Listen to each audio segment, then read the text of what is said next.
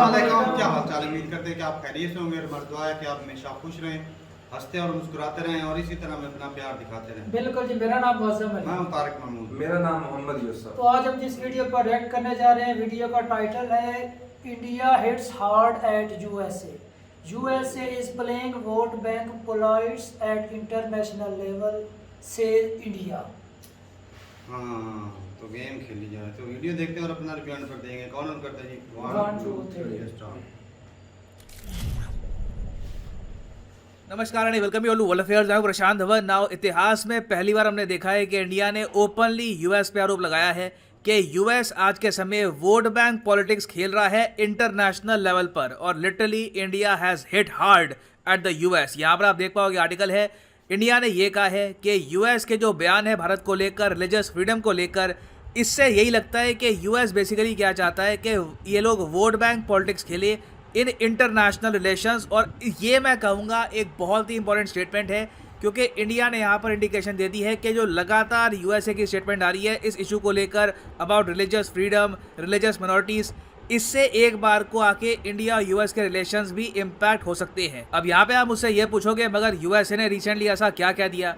USA ने देखो recently ये कह दिया कि रिलीजियस फ्रीडम इंडिया में अंडर थ्रेट है। ये यूएस हालांकि इन द पास्ट और लैंग्वेज में बोल चुका है, मगर पहली बार यूएसए के सेक्रेटरी ऑफ स्टेट ने ऑफिशियली ये स्टेटमेंट दी है, इंडिया का मेंशन किया है और ये कहा कि religious freedom is under threat in India. और इतना ही नहीं, आगे इन्होंने अपनी ऑफिशियल रिपोर्ट में ये भी ऐड कर दिया कि इंडिया के जो ऑफिशियल्स हैं ये या तो इग्नोर कर रहे हैं, इंडिया में माइनॉरिटीज़ पर अत्याचार जो हो रहा है उसको इग्नोर कर रहे हैं, या फिर इन अटैक्स को सपोर्ट कर रहे हैं। बहुत ही ज़्यादा संगीन यहाँ पे इल्ज़ाम है यूएसए का टू इंडिया। तो इंडिया ने तब जाकर यहाँ पे बहुत ज़्यादा कड़ा रिप्लाई किया है, और एक्चुअली पूरा रिप्लाई आप अगर देखोगे, अभी आपको दिखाऊंगा, वहाँ पे इंडिया ने पहली बार यूएसए में जो गन वायलेंस होता है, जो रेसिज्म होता है, इसको भी अच्छे से पॉइंट आउट किया है और ये कहा है कि हम भी चिंतित है कि आपके देश में क्या हो रहा है। ना यहाँ पर मुझे ऐड करना पड़ेगा कि यूएसए के secretary of state Anthony Blinken जो अब ये बहुत ज़्यादा अग्रेसिव स्टेटमेंट्स दे रहे हैं अगेंस्ट इंडिया, ये कोइंसिडेंटली आप कह लीजिए या फिर जो भी आपकी समझ है इससे आप एज्यूम कर सकते हैं कि ऐसे टाइम में यूएसए की तरफ से ये स्टेटमेंट जारी हैं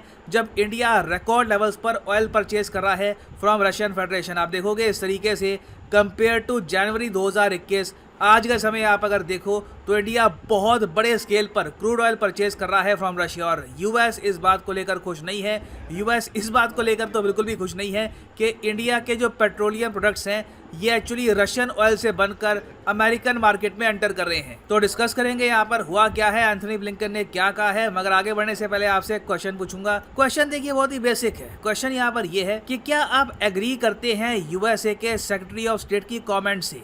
क्या आप मानते हैं कि यूएस को ये सब बोलने का अधिकार है? लिखिएगा इसके बारे में कमेंट सेक्शन में। मैं जेन्युइनली जानना चाहूँगा आपका ओपिनियन। अगर किसी की कमेंट बहुत ज़्यादा थॉट प्रोवोकिंग हुई, बहुत ज़्यादा इन डेप्थ तरीके से उसने सब्जेक्ट के बारे में लिखा, मैं कोशिश करूँगा कि जो उसकी कमेंट है उसको पिन भी कर दूँ ताकि बाकी लोग भी वो कमेंट अप्रिशिएट कर पाए।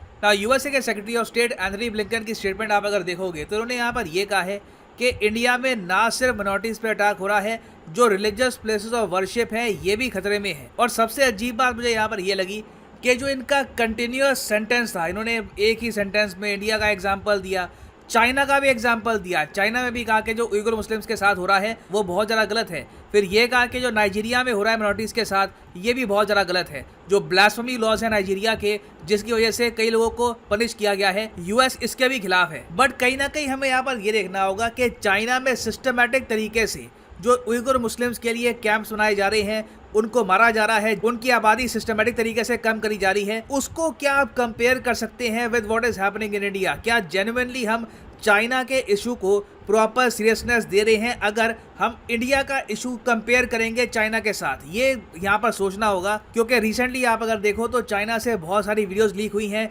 डेटाबेस रिलीज हुआ है जहाँ पर बताया गया है कि सिस्टमैटिक तरीके से कैसे चाइना अत्याचार कर रहा है उइगर मुस्लिम्स पर इन चाइना। ना मुझे पता है यहाँ पे आप एक क्वेश्चन पूछोगे, क्या यूएस ने अचानक से ये स्टेटमेंट दे दी? बस अचानक से ही इनके सेक्रेटरी ऑफ स्टेट उठे और इन्होंने कह दिया कि देखो इंडिया में हालत बहुत ख़राब है, हम यहाँ पे खुश नहीं है? नहीं, एक्चुअली हुआ यहाँ पर क्या है कि यूएस ने रिलीज़ करी है रिसेंटली अपनी स्टेट ऑफ डिपार्टमेंट की report 2021 report on the international religious freedom. इस रिपोर्ट में यूएस दुनिया भर के देशों में रिलीजियस फ्रीडम का जो स्टेटस है उसके बारे में कमेंट्री करता है। तो यूएस की पूरी रिपोर्ट आप अगर पढ़ोगे तो उसमें इन्होंने कश्मीरी हिंदूज पे जो अटैक्स हो रहे हैं, जो सिख्स पे अटैक हो रहे हैं, उसको भी कवर किया है। मगर ये बात कहना कि किसी देश में जो ठीक है माइनॉरिटीज पे कुछ अटैक्स होते हैं वो अलग बात है, फिर आगे ये भी ऐड कर देना कि भारत सरकार के ऑफिशियल्स यहाँ पे इन्वॉल्व हो सकते हैं, ये एक बहुत ही बड़ा इल्ज़ाम है। और इसलिए भारत सरकार ने ये रिप्लाई दिया है यूएसए को। ये ऑफिशियल रिप्लाई है भारत के विदेश मंत्रालय का यूएसए को। इंडिया ने यहाँ पर यह कहा है कि यूएसए की तरफ से जो स्टेटमेंट्स आई हैं बिल्कुल हमने इसको नोटिस किया है और हम यहाँ पर ये कहेंगे कि यूएस के सीनियर ऑफिशियल्स ने जो भी यहाँ पर बातें बोली हैं ये इल इन्फॉर्म्ड है, इनको रियलिटी पता नहीं है, इनको ग्राउंड सिचुएशन पता नहीं है, कम इन्फॉर्मेशन के साथ इन्होंने यहाँ पर कमेंट करी है। फिर आगे इन्होंने यहाँ पर यह भी ऐड किया है कि हम लोग मानते हैं कि ये बहुत ही ज़्यादा अनफॉर्चुनेट बात है कि USA vote bank politics practice कर रहा है इंटरनेशनल रिलेशंस में। हम अर्ज करते हैं कि यूएस अपनी असेसमेंट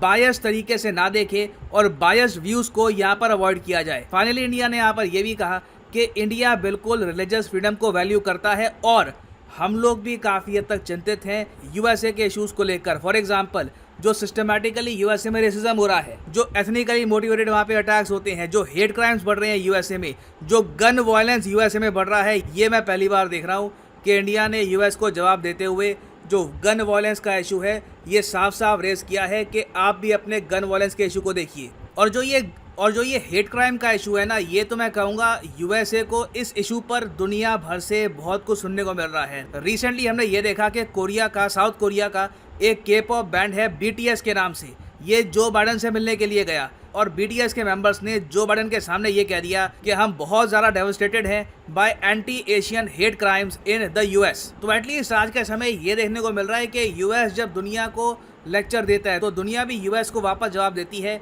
कि आपके यहाँ भी जो हेट क्राइम्स हैं बहुत ज़्यादा बढ़ रहे हैं, जो गन वायलेंस है आपके यहाँ बहुत ज़्यादा बढ़ रहा है। You need to look into your own country. बाकी कंट्रीज़ पर रिपोर्ट बनाने से कुछ नहीं होगा, you first need to sort out your own issues. और अगर आप सोच रहे हैं वेल यूएसए के इशूज़ तो सॉर्ट आउट हो ही जाएंगे, यही इशू है ना कि वहाँ पे गन इजीली मिल जाती है, गन आप परचेज कर सकते हो आसानी से, तो इसका सोल्यूशन तो निकल जाएगा। देखो मैं आपको बता रहा हूँ, यूएसए में जो बहुत इनके फेमस जर्नलिस्ट हैं ये ओपनली कह चुके हैं कि कल को अगर यूएस गवर्नमेंट ने यूएस पब्लिक से बंदूकें छीनने की कोशिश करी तो यूएसए में एक बार को गृह युद्ध हो जाएगा, civil war can happen in the US. और बाय द वे ये स्टेटमेंट दी है टकर कार्लसन ने। ये वही जर्नलिस्ट हैं जिनके शो में कुछ ही महीनों पहले एक सो कॉल्ड अमेरिकन प्रोफेसर ने इंडियंस के बारे में अभद्र भाषा का इस्तेमाल किया था। मगर आप देखेंगे भविष्य में यूएस की तरफ से इंडिया पर आलोचना बढ़ने वाली है रिलीजियस फ्रीडम्स को लेकर, और कहीं भी यूएस को कई रूम दिखेगा इंडिया की आलोचना करने का तो ये बिल्कुल इंडिया की आलोचना करेंगे। और इसका रीज़न मैं आपको बता दूं ये है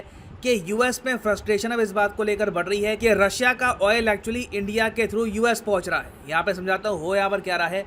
देखो हम लोग कच्चा तेल परचेज कर रहे हैं बहुत बड़े स्केल पर रशिया से। हमारे देश में आपको मिलेंगी बहुत सारी रिफाइनरीज, तो हम कच्चे तेल के जो पेट्रोलियम प्रोडक्ट्स हैं ये बना रहे हैं और ये प्रोडक्ट्स फिर हम एक्सपोर्ट कर रहे हैं यूएसए को। तो टेक्निकली आप अगर देखो तो रशिया को भी यहाँ पर पैसा मिल रहा है इनडायरेक्टली फ्रॉम यूएस। और आज नहीं तो कल मैं आपको बता दूं कि यूएस ऑफिशियली इस इशू को भी रेज करेगा और कहेगा कि हम देखो यहाँ पे आपसे जो भी पेट्रोलियम प्रोडक्ट्स परचेज करेंगे उसमें हम चाहते हैं कि आप हमको गारंटी दीजिए कि इस तेल का ओरिजिन रशिया नहीं है, ये तेल आपने और जगह से परचेज किया है। हालांकि इसका जवाब भी इंडिया ने ये प्रिपेयर किया है कि यूएस ने ऑयल परचेज पर क्यों बैन लगा दी है फ्रॉम वेनेजुएला, फ्रॉम ईरान, उन कंट्री से तो ऑयल अलाउ करो। कहीं ना कहीं से देखो प्रॉब्लम आ रही है, ऑयल प्राइसेस आर राइजिंग, तो रशिया से अगर कम रेट्स पर हमको ऑयल मिलेगा obviously we will buy that oil. तो इंडिया ने यहाँ पर क्लियरली एक संकेत दे दिया है यूएसए को कि आप लोग हमारी पेशेंस को अब बहुत ज़्यादा टेस्ट कर रहे हो। ये सब आरोप लगाकर रिलीजियस फ्रीडम की इस तरीके से बात करके रशिया के ऑयल का इशू रेस करके, और इन दी एंड मैं आपको ये बता दूं बैकफुट पे यूएस ही रहने वाला है क्योंकि US needs India more than India needs USA.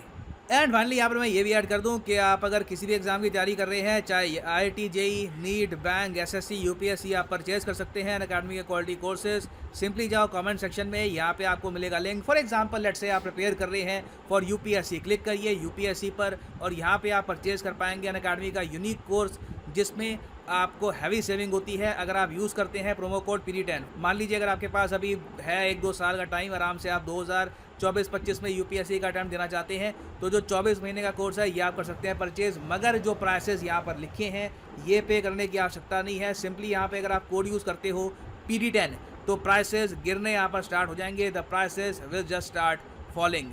So use the code PD10 and save money. So इसी नोट के साथ ये है वीडियो का अंत। Thank you for listening and as always God bless you all.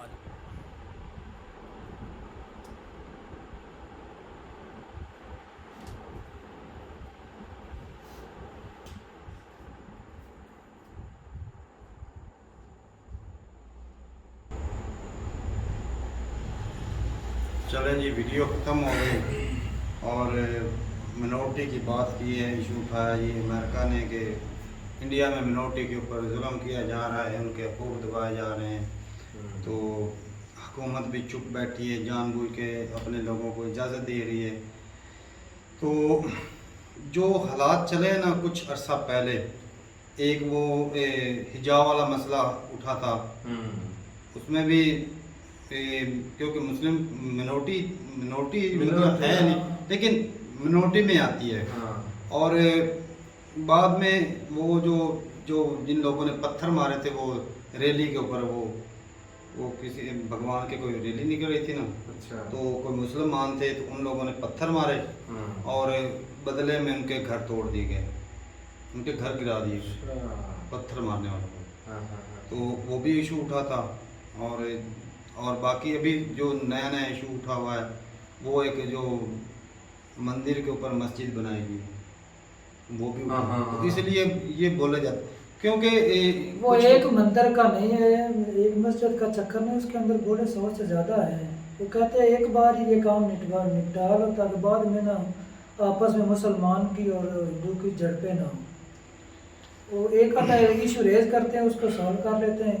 ये बात भी ठीक है, जब मुसलमानों ने कब्जा किया था तो उन्होंने उनकी जो है ना बड़ी बड़ी इबादत गाह ये माने वो बड़ी होती थी ना, उसको गिरा कर मस्जिद में तब्दील कर देते और उसके मुतबादल जगह दे देते भी आप अपनी इबादत जगह यहाँ पर, जिस तरह आज वो कर रहे हैं। आज उनका दबदबा है। लेकिन देखे ना, अमेरिका जो ब्लेम कर रहा है, अमेरिका ये कह रहा है, नहीं आवाजें उठती हैं, वो इस तरह ब्लेम नहीं, अमेरिका कोई मतलब अमेरिका के अंदर भी आए दिन कोई ना कोई काला है ना, उसको भारत की नजर से देखा जाता है। इंडिया ने जवाब दिया ना, उसको पहले अपना संभालो फिर हमसे बात करना। नहीं, जो बात अमेरिका ने की वो क्योंकि मसले कुछ उठे हैं ना ऐसे, और न्यूज में ऐसी चीजें बहुत ऊपर उठ, लेकिन असल में उनकी पीछे वजह तो वो दूसरा मामला है ना, तेल वाला। अरे वजह तो भाई जेन्युइन आती है भाई कि हमारा पैसा डायरेक्ट नहीं तो इनडायरेक्टली रशिया के पास जा रहा है।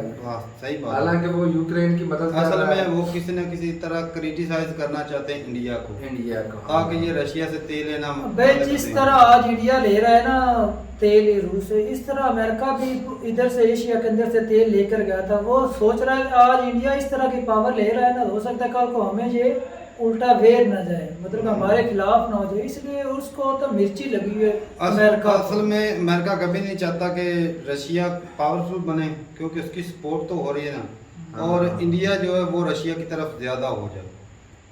हालांकि अमेरिका जो रूस है वो जंग की हालत में उसको उसकी इकोनॉमी को भी सपोर्ट कर रहा है, इंडिया भी कर रहा है और अमेरिका भी इंडेक्ट कर रहा है।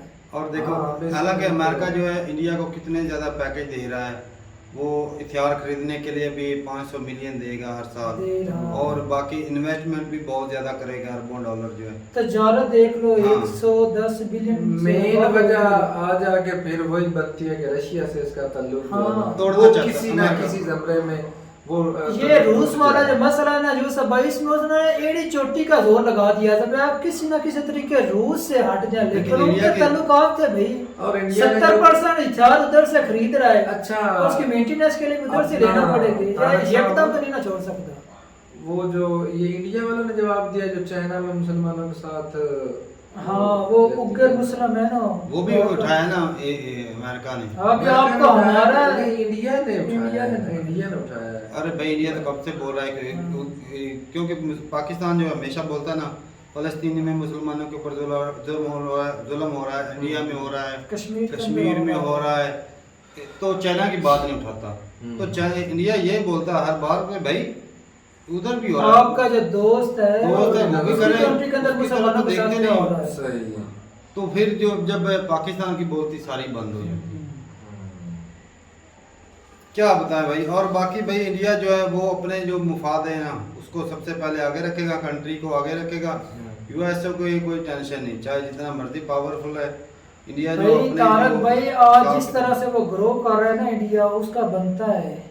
अगर वो ब्लेम कर सकते हैं तो ये भी कर सकते हैं भाई, इंडिया अपने अपने तो किया ना उन्होंने, मामला मुंह तोड़ जवाब नहीं दिया असल में उन्होंने। भाई- इससे पहले भी उन्होंने एक दो मरतबा बोला था, इंडिया को इंडिया अपनी ने- पावर का पता लग और गया। हमें हमसे जो कहा ये जाता है हमारी जरूरत है, इतना मैं- मतलब पेट्रोल महंगा कर दो, डीजल महंगा कर दो, सुबह हम कर देते हैं। और भाई जो इशू ये जो एस जयशंकर ने बोला है ना कि जो अमेरिका है वो जो मेन पीछे बात होती है, जो रीज़न होती है उसका पता नहीं होता, ऊपर से जो बात दिखाई जाती है वही देख लेता है, वो बिल्कुल इनकी सही है। मस्जिद के ऊपर मंदिर के ऊपर मस्जिद थी, वो हटाना बनता है। इंडिया पावरफुल है, वो हटा सकते हैं। बाकी जो पत्थर मारने वाले थे, अब कोई मुस्लिम की रैली निकली हो, ऊपर से कोई हिंदू पत्थर मारेगा तो छोड़ेंगे उसको? नहीं नहीं छोड़ेंगे। छोड़ेंगे, ऐसी बात है। और ये गलत बात है भाई। वो देखो इंडिया में वो हर मजहब तो तमाम respected है ना। नमाज पढ़ने की इजाजत दे रहे हैं और सारा कुछ कर रहे हैं। भाई फिर वो मस्जिद इस तरह- है वो अजानें ऊंची दे सकते हैं, सारा नहीं कुछ अभी रखा तो हुआ है। स्पीकर मेरे ख्याल में यूपी में उतार दिए मंदिर से और मस्जिद दोनों से। अच्छा मंदिरों को मतलब कि दोनों को ही है ना, ये हाँ, कहीं पे टॉर्चर मंदिर, करने के लिए मस्जिद मस्जिद से दोनों उतार दिया, को। मंदिरों को दोनों। इजाजत तो दी फिर है। कानून सबके लिए हाँ, बराबर। एक सबके लिए बराबर है। वो बच्चों के लिए सी बात है वो भाई। बोला गया है कि 2 बच्चे पैदा करो, वो सारे यूपी में ही लगा है। सही। ऐसा तो नहीं कि सिर्फ हिंदुओं को छोड़ दिया, मुसलमानों के ऊपर लगा है। कानून वो चाहते हैं कि एक कानून जैसा। वो वाकई और एक follow और बात करवाते है हैं। मदन, कुरान जो है ना, वो वहाँ follow करवाते पे हैं। एक और पंगा है कि जो वकील और जज बनते हैं भाई उनको बहुत ज़्यादा पढ़ना पड़ता है।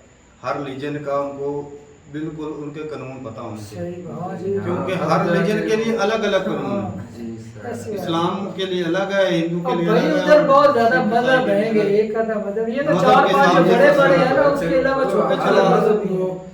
इतना करीब से वो जानते हैं, हाँ। अब वो सौदे पर फैज होते हैं। तो भाई झड़पें हो जाती हैं, लेकिन अमेरिका को भी चाहिए कि अगर इस तरह के स्टेटमेंट देनी चाहिए ना, क्योंकि इंडिया उनका एक ऐसा दोस्त है जो सिर्फ एशिया में उनका साथ दे रहा है, बाकी इतना पावरफुल और कोई कंट्री नहीं। जी। तो इंडिया से उसको बिगाड़नी नहीं चाहिए। ये जो बड़े ऑफिशियल हैं इनको भी अपने जो ये बयानात है सोच समझ के देने चाहिए। बिल्कुल। और बाकी इंडिया जो अपने मुफाद पहले रखता है, अपने कंट्री के लिए जो बेहतर चीज़ होती है वो पहले देखता है, बाकी फैसले जो वो बाद में करता है। तो बढ़िया थी वीडियो, अपनी राय ज़रूर बताइए कमेंट सेक्शन में कि इस जो अमेरिका की स्टेटमेंट इससे कोई फ़र्क भी पड़ता है या फिर ऐसे ही वो हवा में बातें करने से कोई होता रहता है। तो ठीक है भाई, मिलते नहीं वीडियो के साथ, तब तक के लिए इजाज़त दें। अल्लाह अल्लाह हाफिज़।